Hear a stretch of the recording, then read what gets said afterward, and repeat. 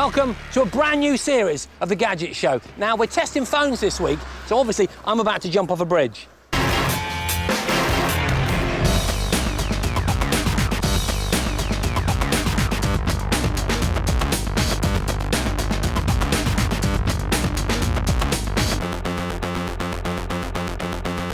This week in the first of a brand new series of hour-long Gadget shows. A whole week before its UK launch, we road test the most talked about gadget of the year, Apple's iPhone. Jason test drives his most ambitious DIY gadget yet, a water-powered rocket car. And Jon tests very small gadgets with the help of one very small man and one very big one. Hello and welcome to my favourite technology show. Now you'll know we're on at 8 o'clock now for an hour, and we've extended our studio, which means more room for more gadgets. But there is only one possible gadget that we could start this new series with. It is, of course, the Apple iPhone. And here it is. Ooh, can I just take that from you? Thanks, Suze. This has got to be the most eagerly anticipated gadget of the year, and not without good reason, because just look at it. It is absolutely beautiful. It's got to be the most beautiful phone ever made. Yeah. Of course, it's not released here for a week or so, but because this is the Gadget Show, we've got our hands on one early, so you can feast your eyes on it. It's controlled almost entirely on this gorgeous touchscreen, except for this one button which will always take you straight back to the main menu. Being the iPhone, it obviously has full iPod functionality, as well as the ability to download video from iTunes. It's got Wi-Fi, Google Maps, a great web browser, and a lovely photo library with some really intuitive touchscreen abilities. Look at that. It's beautiful. Oh, and it knows which way you're holding it to. Look.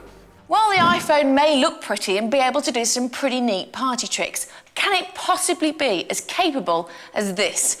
Nokia's extraordinary N95, the most feature-rich phone ever made. This phone is basically a PC in your pocket. It's got Wi-Fi, 3G, sat-nav, MP3 and video capabilities, and a superb 5-megapixel camera. This isn't just my phone, it's pretty much every gadget I need. So obviously, I think the N95 is the best phone that you can buy. Whereas as far as I'm concerned, the iPhone is enchanting and will fulfil your heart's desire. We're not doing Shakespeare. Well, we should be, because this phone is poetry in motion. There's the motion.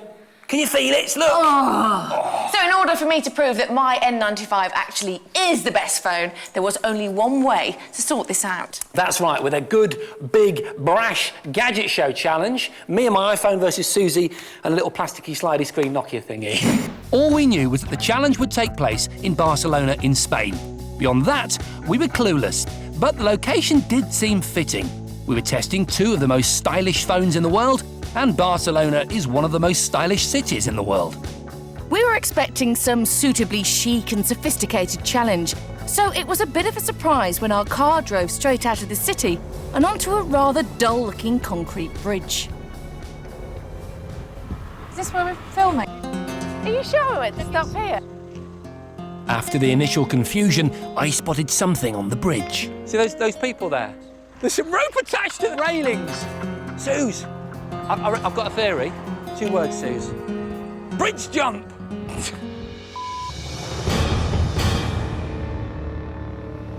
Oh God, will you look at that? Yeah, it's very high. Hola, buenos dias. Hang you on, are hang to on, do we're with all us. right. Damn. Thank you. Damn it. Thank you.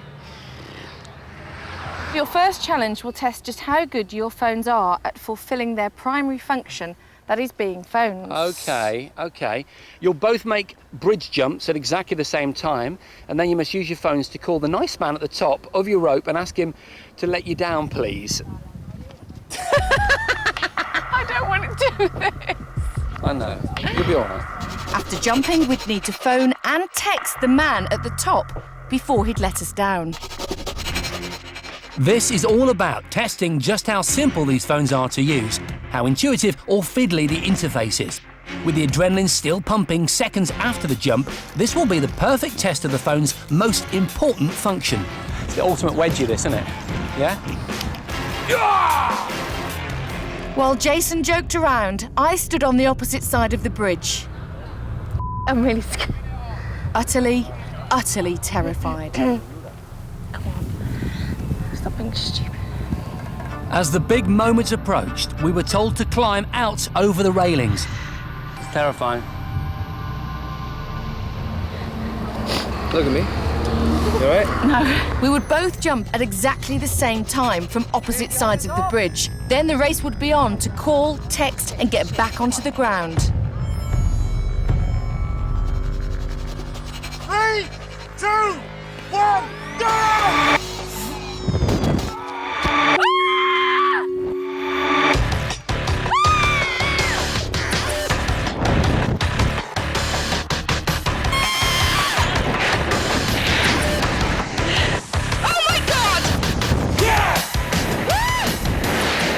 As soon as we'd jumped, the race to win the challenge was on. I went for the text first. Oh, God, I feel sick. God, I'm shaking. And despite suddenly having 10 thumbs, the Nokia's familiar keys meant that I was in text mode and typing in a matter of seconds. OK. 77. I went for the call first, and to the iPhone's credit, its touchscreen display worked like a dream. In phone mode, all the numbers are big enough on the screen so that no matter how much I was shaking, I couldn't fail to dial correctly. It's ringing. Hello, please let me down. Bye. As I moved on to my text, I was still putting the finishing touches to my text. Please let me down. but in this extreme environment, the iPhone's text keyboard was proving very tricky. Oh no, it's all gone all the wrong way. We'll start again. Oh. At this point, the traditional keys on the N95 again came into their own, proving really easy to operate, and my call went straight through to Christian at the top of my rope. Let me down, please. Let me down, please. Let it down, let it down. And I'd won the challenge, finishing a full 30 seconds ahead of Jason. Right, come and join me. Woohoo! Oh, it's so frustrating. It keeps writing the wrong word. No, please let me down. Do you know what, though? I don't know whether I was more excited that I won the challenge or relieved to just be alive. It was utterly terrifying. Yeah, I only told went you it was going to be terrifying. because you went. Because Oh. Suzi Perry, I thought, I can't not go. All that bravado. Imagine if you jumped and I'd be like, no, I can't do it. So the fact is that the N95 won, and quite easily. Yeah, you won with quite a big margin. So what was the problem then? Well, you know, I think the issue is touch screens. You know, I've never experienced a virtual keyboard that can match up to the physical feel of a well, certainly a full-size keyboard, and even on your little mobile phone. Well, because the fact is with this, obviously, you can do it all in one hand. You slide it up and you can feel the numbers that you're pressing. You know, even with practice, I don't think this screen is ever going to match up to the texting speed you get on a normal phone, which is a shame. You know, it's a drawback. The beauty of this phone is the screen, but it's also its Achilles heel. Well, obviously, this was just the start for us. Believe me, we went through a whole lot more in the interest of testing our phones. So stick around to see Jason both licking and punching the iPhone. And if that's not a reason to watch, then maybe this is. Suzi trying to get out of a limo elegantly while wearing a very short skirt. Now, I want to talk to you about small gadgets. Technology manufacturers sometimes seem to be on a never-ending quest to make our gadgets ever smaller and more compact. But at what point do things become too tiny? How small can you go without horribly compromising a gadget's capabilities? I've brought some impressively small gadgets to Conwy, North Wales, and Britain's smallest house. I'm in the company of Britain's tallest man, 7 foot 7 inches of Neil Finnegan, and one of Britain's most famous short men, 3 foot 6 inches of Warwick Davis, who's appeared in Harry Potter and Star Wars films. Both are avid gadget enthusiasts. Hello, gentlemen. Hello, John. Very good you've come. I don't know why I'm ducking. The smallest house in Britain was built in the 16th century and only has a living room and a bedroom. Rather tricky here. When you live somewhere this tiny, every millimetre counts. Neil, Hello, Warwick. Hello, John. how did this bed get in here? Some really small gadgets would drag this place into the 21st century. But how small could we go? Stuck. We started with something we all do every day, making phone calls. Mobiles are getting smaller all the time, but this one, at only 9.1 by 3.5 centimetres, claims to be one of the smallest in the world, the Higher Elegance. I wouldn't be embarrassed to leave that on Right. the table in a restaurant next to me, I don't think. It crams a surprisingly large number of functions into its diminutive frame, including a full-colour OLED screen, 3 hours talk time, Bluetooth, an FM tuner and an MP3 player. It plays elevator music as well. It does, It's fascinating. However, the absence of a web browser, and more importantly a camera, did disappoint. But it passed Warwick's compactness test. Look at that, it does slip into my small pocket quite nicely. Oh, yes, without any unsightly bulges. Oh, we don't want that. We don't. But how would Neil rate it for usability? I'll give you a call. Hello, Warwick. You're coming through loud and clear. Predictably, Neil had a few problems with the size of the keys. I mean, you hit the 3, I'm hitting the 6. But another troubling problem soon emerged. Very hard to see this display. When you're actually out in the open, you can't actually see the screen. Now that I really did notice. The actual surface just becomes very reflective, Right, doesn't it? And exactly. You can't see the screen underneath.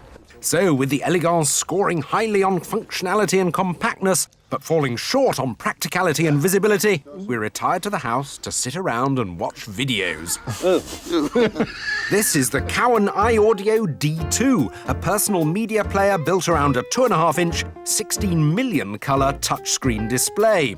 It's more than a match for its full-sized rivals, boasting picture, music and video playback, voice recording and, a first for me, a built-in DAB radio. Yeah, I just heard the MP3 player there. Very good quality. And I wholeheartedly agree. Whatever you're listening to, the sound quality's superb. Probably the best I've ever experienced from an MP3 player. And the video quality's good too, with a picture that's surprisingly detailed with strong colours. Cap this off with an enormous 52-hour battery life, and the guys were sizably impressed. I think it's ideal. No home's complete without a computer, but what are your options when even a laptop's too large? This is the Oquo O2, currently the world's smallest fully featured PC. Its tiny 5.6 by 3.3-inch magnesium case hides some impressive spec. Well, it's got Vista Ultimate. It's got a 60 gigabyte hard drive. It's got 1 gig of RAM and a fairly fast processor. Does it run special versions of applications that you might be familiar with? No, it is actually the full-sized versions of everything. But with the smallest house in Britain lacking broadband, the conversation quickly turned to the Oquo's tiny keyboard. Would you type like that, do you think, or would you type like that? Or would you put it down on a table, excuse me, Neil, Oh, my leg is the table. and type like that? You see, I found myself more typing like that. Like that. I just think this is too small. The See, keys that are not works that for bad. your bigger hands. That's working for you with the thumb technique. When I hold it, I can't reach the centre keys. You can always plug in a keyboard. With Right, a high okay. definition Here we output. are. We've got this here, right, which essentially becomes a processor. We then have a keyboard. We have a large screen, A nice big screen. a printer, a mouse. Yes. Why? Finally, I asked Warwick to demonstrate the ultimate in pointless miniaturisation, a teeny little vacuum cleaner that plugs into a USB port. Try this. I can't believe this. I'm vacuuming the smallest house in Britain with the smallest vacuum cleaner possibly in the world. Did that really work? Well, after Warwick's intensive vacuuming, we opened it up and we found one hair inside. Oh, so I think that's a no, really. OK, then, on a serious note, Gadget Show G ratings. Let's start with the phone first. Well, only 2 Gs for the higher Elegance, because although it crams quite a lot in, you just simply can't see the screen once you get out in daylight, which is really frustrating. OK, 2 Gs for the phone. What about the multimedia player? The Cowan multimedia player is 4 Gs, because quite simply it's the best MP3 player I've ever heard, let alone all the other things it actually manages to pack in, so that's really impressive. And then finally, the computer. Well, I know Warwick and Neil were a bit sort of iffy about the keyboard, but I quite liked it, and since I'm giving the Gs, I'm going to give it 3 Gs, because I think I'd quite like one. It's quite a desirable object. All right, John, thank you.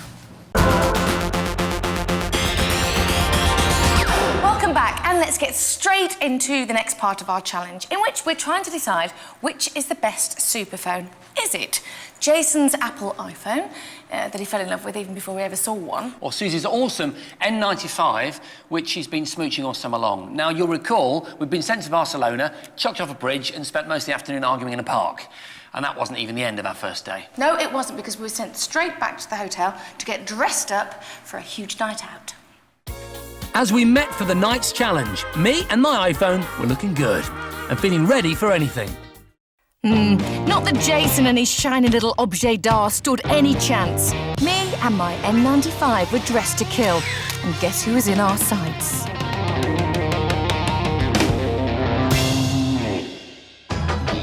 Under the guidance of renowned Barcelona party animals Carol and Masaki, we were off for a tour of the city's hottest night spots. But this wasn't a night on the lash. This was to be perhaps the most crucial of all the tests for our phones. We would be testing the most important subsidiary function on any modern phone, the camera.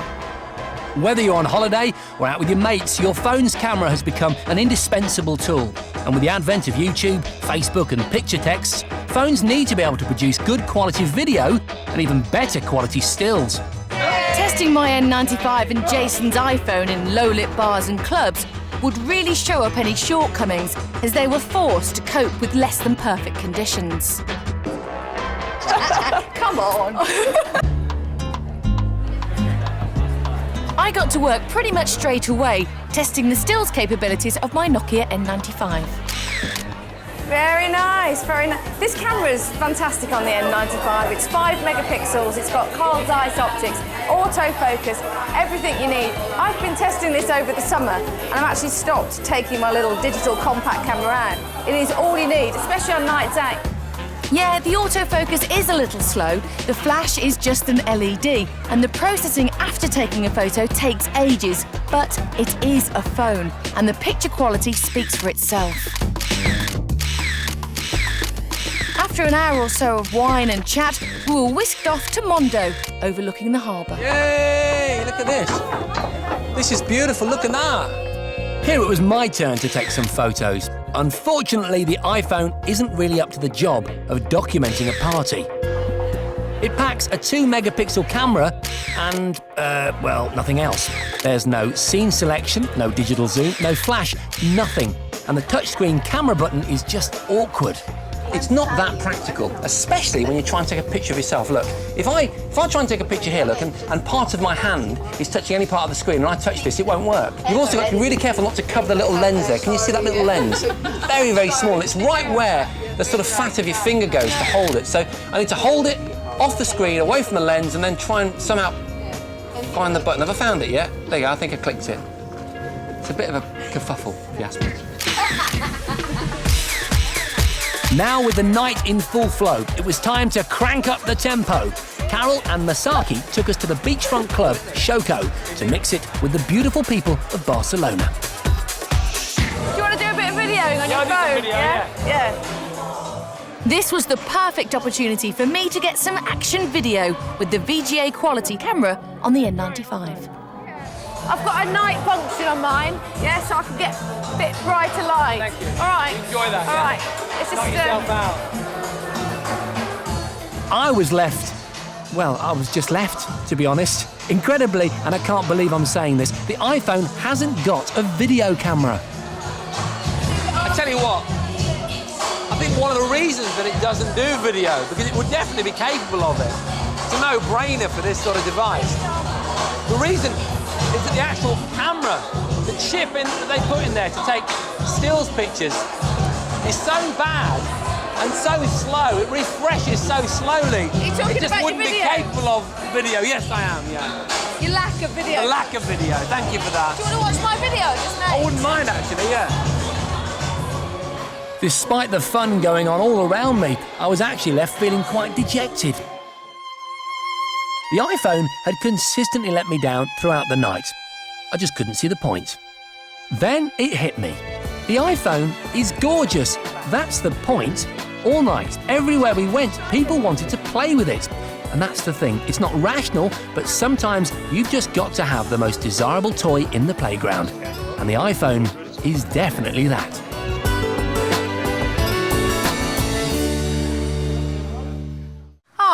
I almost feel sorry for you there. Oh, I feel sorry for me. I feel sorry for iPhone owners, you know, when they get hold of them on November the 9th in the UK, because, you know, in the UK, we are used to cameras that are much more advanced than this. I mean, this is 5-year-old technology for us. You know, 2-megapixel camera with no functions at all. Really disappointing. Oh, almost more disappointing because, you know, this is like something from a Minority Report, you know? Yeah. It is like a futuristic device. And also the other multimedia aspects of it are so cutting edge. You know, like you can buy albums over Wi-Fi, you can buy TV shows off iTunes. All that stuff is so advanced. And the accelerometer, you know, the way you get your nice widescreen format, which you could happily watch in a hotel room if there was nothing on telly. And the way you can flick through photos is very cool on that. It's brilliant, as well, all isn't of that, and yet such a rubbish camera. It's a crime. Now, here's a neat trick for you, how to turn Google Earth into a flight simulator. What you do is go into Google Earth and then press Control Windows key A or Control Alt A, depending on the operating system, and the screen is magically transformed into a flight simulator. To make it usable, though, you've got to do a few little tweaks. You've got to go Tools, Exit Flight Simulator, and then Tools, Enter Flight Simulator, and you'll find you can choose what aircraft you want to fly. You can choose what airport you want to fly from. I'm going to go from JFK in New York. Now, Captain Bradbury, who is very well practiced in the art of flight simulation. Are we ready for takeoff, I think he's Skipper? going to take us on a superb. OK. Well, I've actually plugged in a joystick, which is one feature that they've added, which I think is absolutely brilliant. I've got the yaw axis on my right thumb there, which otherwise known as rudder. We're going at about just over 100 knots. Excellent. OK. I'll now try and give you a little lap of JFK. There you go. That's not the best view. There you go. I've given you a nice view there. I mean, the beauty of this thing, John, is I think, is that you can fly around your house. Or indeed the world. Yeah, which is in a lot of flight simulators that you pay a lot of money for. You couldn't hope to fly over your house and see it in the detail that Google Earth gives you. Yeah. Absolutely something fantastic. And when you get up high, of course, the fact that, you know, the majority of Google Earth is in 2D doesn't actually matter because it looks three-dimensional when you're up there. Now, if you're a regular viewer of The Gadget Show, you'll know that I have a penchant for building my own gadgets. I've built a head-up display for my car, a phone glove, a 50-quid Steadicam, a portable snow machine, and a fully working hoverboard. And this summer, we've been busy again, working on what I think is the world's most environmentally friendly rocket car. It's based on those kids' toy rockets where you get a pop bottle, you half fill it with water, chuck a little valve in there, and then pump it up until this happens. Yay! And that got me thinking, if I was able to put enough water under enough pressure, I might be able to push myself along on a wheeled cart. The only problem was finding a container that could hold enough water and contain enough pressure. That's when I had my water cooler moment. It's genius, isn't it? You see, to you, that is just your office water supply, but to me, it's a propulsion system for a rocket car. As you probably know, most inventions start with a prototype. This was ours. Isn't that great? I think it's a tractor that belonged to the kid of one of the cameramen. Anyway, we whacked this bottle on it, pressurised it, and this is what happened. So, initial success. We now had to decide just how much pressure we could pump into this, because obviously the more air and the more pressure and more water we've got in there, the more propulsion we'll have on the final device. We started out with, I think it was 15 psi. We then moved it up to about 20, then 25 psi, 35 psi, but around about 45 psi, things went horribly wrong. So we decided the bottle could take about 35 pounds per square inch safely. Oh yeah, and then we strapped 6 of the buggers onto a homemade go-kart and went to a drag strip. 8 days in the making. And look at those bottles, last seen gracing the office corridor. Now adding curvy sex appeal to the racetrack. Even the tarmac's got goosebumps. Here it is! We've gone for a cross configuration, or a kind of crucifix, if you like. The reason for that is that the thing that we found very difficult at the beginning was knowing exactly where to mount the water bottles, because 6 of these things is extremely heavy. I think we've got it right. I'm about to find out, I guess. It's all very low to the ground as well, you see, because hopefully this low centre of gravity should help with the pretty poor steering mechanism that we've got, and should help to stabilise what is a very unstable propulsion system. This, though, is the piece de resistance. The lever by which I release the power. Okay, I throw that thing forward and my 6 valves open up. Come and have a look at these. Simple hinges with a washer made out of simple foam bedding material. You whack that in there, lock it in place, and the lever at the front finally releases it. Also, check out the wheels. Casters from shopping trolleys. They've got a very coarse rubber and they've got very good bearings.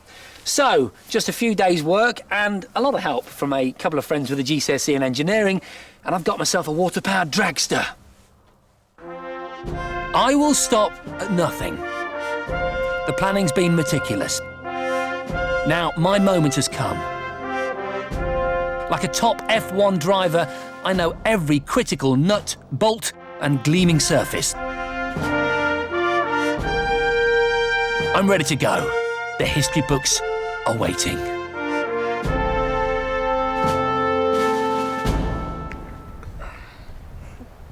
OK, guys, I'm going to get on and then want you to pressurise it. As soon as the pressure's ready, I'll give you a thumbs up and we get this party on. All right, pressurise, guys. If we don't get enough air pressure in those water coolers, this baby ain't going nowhere. OK, 22.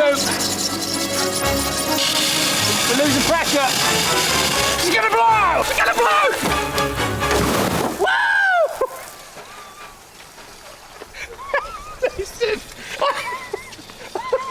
I absorbed all of it in my socks. My shoes just filled with water. 8 days. Just to wet my socks. High pressure. So, not quite the result we'd hoped for. The washers, which were meant to be keeping the bottles airtight as the pressure rose, were failing. Oh look, we've got a malfunction. Which meant we couldn't get enough power. However, we thought we had the solution. We're going to try a slightly thinner one in addition to the original so that we've got a thicker washer.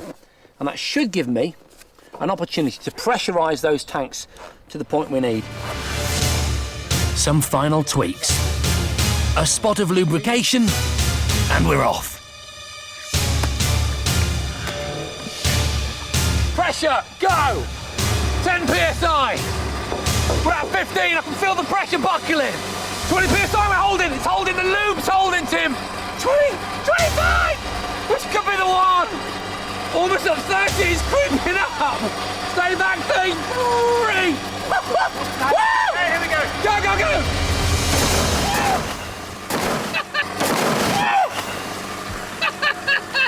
Wow! Yes! That was brilliant! 33 psi. Hey, a couple of washes, a bit of lube. That's what you needed. Woo! Woo-hoo! That was rubbish. I know. It was a bit rubbish. You know, with all the tension, but I was expecting you to rock it down and you just only did a little bunny hop. And you know, and that's not just the editing. That was real. The tension was there. We really did feel that this could be the one. And the funny thing is that change in washers, you know, the two ply. You were trying to explain. No, but seriously. it really made a massive difference. And we released the pressure because we were worried for safety, because those bottles could explode if they hit 40. Honestly, I know. Do you know how ridiculous you looked in that outfit? Oh, it felt good though. The feel of leather on skin, the wind in my hair. The funniest thing you've seen on TV tonight. Now it's time for the final part of our Superphone challenge. Remember, we were sent to Barcelona to see whether my Nokia N95 was best. Or my Apple iPhone was best. Our final test began slap bang in the centre of Barcelona. Suzi and Jason, you've now reached the final stage of your challenge. This would be a race across the city, designed to test our phone's ability to connect to the internet, as well as their navigation functions. Our first clue told us to find Gaudi's unfinished masterpiece. We'd need to find that by searching the web, and then we'd use our phones to navigate our way there. Where are you going? I'm just going to follow her. Connecting to the net proved pretty straightforward for both of us. Both phones have got Wi-Fi, but as there was no unsecured wireless around, we both connected via the mobile phone network. I think it's probably better that I use the mobile data connectivity of the iPhone, which famously is something called Edge. Edge is an American mobile internet connection available across Europe, but its connection speed is a lot slower than the near broadband speeds of 3G that my N95 uses to log on. What the iPhone does have in its favour, though, is Safari, Apple's internet browser. It's a joy to use, especially when you flip the phone into landscape mode. With my quick 3G signal, I found Gaudi's masterpiece on Google in under 30 seconds. La Sagrada Familia. I had a slightly longer wait with Edge, but got there eventually. Sagrada Familia. There you go. The Sagrada Familia is an amazing cathedral designed by Gaudi that they've been building since 1882. So, having discovered our first destination, next we had to navigate our way there using our phones. And as my N95 boasts full satellite navigation capabilities and Jason's iPhone doesn't, This should have been a walkover for me. If only my phone could have found any satellites. Can't believe it can't find any satellites here. I might not have had GPS, but I was on track with the built-in Google Maps software. It hasn't got a GPS, so it can't tell me where I am, but it should be able to tell me how to get from one place to another. Once I'd found out what road I was on. Route. So press the route button. Yay! Yay, it works! It blooming works! Directions gathered, and with my driver briefed, I headed off. I was having no such luck, though. Couldn't find any satellites outside, so I've gone about it a different way. I've put the name of the street in here and Sagrada Familia to the destination I want to go to. It's given me a route, but when I actually press to start the navigation, it's now again waiting for GPS, which is not going to happen. So I'm just going to have to use this map. We're going to have to do it manually. Start your engine. I set off a full 5 minutes after Jason. Neither of us found navigating on small screens very easy.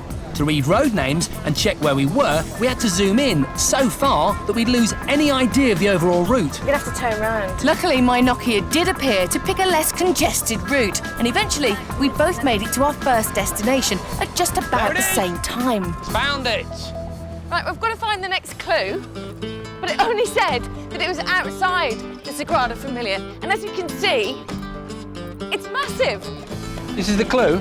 No, it's not a clue. Oh! Let's go. While Jason annoyed the tourists, I found the clue first. Where's the second clue? Oh, brilliant, OK. Well done on fighting me. You are now halfway through your final task. To win the challenge, you must be the first to run down the tunnel at Nou Camp in full kit. Oh, awesome! Then Jason turned up just as I'd finished reading the clue. Oh, no, that means she's got to before I have. Now the race was on. With no working GPS, I had to use the internet to get a map. While Suzi was making good time, I still hadn't moved. This is so annoying. For some reason, the maps function wouldn't even find the stadium. It says can't give you directions. It's very frustrating. I had the address though, so it was multi-map for me as well, which is where I noticed some problems with the small touchscreen. It's really frustrating. Places like multimap.com, the AA.co.uk, they have these sort of little text boxes. And when I try and put text in here, the keyboard comes up and I can't actually see the text entry field. It's annoying. Right, where am I? I'd made it to the stadium. Whereas I was still sitting in the car. But at that point, I had no idea of Jason's troubles. I was still sitting in the car. So I wasn't slowing down. I'm really bored with this now. I bought my kit from the club shop, changed, and ran through the hallowed halls of the prestigious club. Meanwhile, I'm in the car. I found the tunnel, climbed the steps, and emerged into the Nou Camp. Triumphant. He's not here! Woohoo! Won! Fantastic! I was still sitting in the car. I know, I just can't, you understand? I physically cannot do the task. The iPhone was causing me endless problems, and frankly, the pressure just got to me. I really like this phone, OK? I really like it. I like it because it looks good. But right now, that's it. You know, it's a love-hate. Oh, I'm sorry. I'm sorry. Oh, you looked infuriated. I was really infuriated. I think in the mapping stakes, it just wasn't working well. But on the whole, I think it's a nice little package. It's got some good applications that I think I'd use, and it is lovely. And flicking around the interfaces is really rewarding, So if you like something that's cool and super stylish, yes, then the iPhone. But for me, really, I love the camera on this. I love the 5 megapixels. I love the fact that it's a full-on camera. It's got so many functions. It's a workhorse, isn't it? Yeah, and it doesn't look bad. It's not a bad-looking phone. Not at all. Not at all. So I'd stick with the N95.